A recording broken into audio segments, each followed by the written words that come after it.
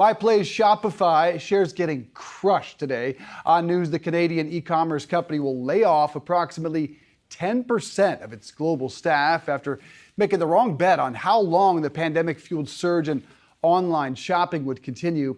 The CEO, Toby Lutke, taking full accountability here, though, saying, quote, ultimately, placing this bet was my call.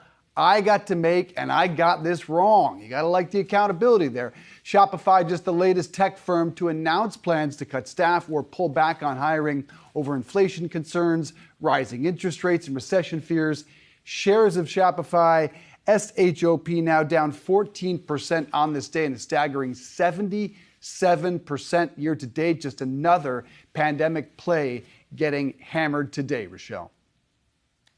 I mean, it's interesting. Obviously, the pandemic was really a black swan event. So to see so much extra hiring during that period, it was really a matter of time before it was going to fall off. And people were starting businesses. They were loading up on Shopify. And they really thought this e-commerce boom limited to Shopify was really going to last. He said perhaps would change things for the next 5-10 years.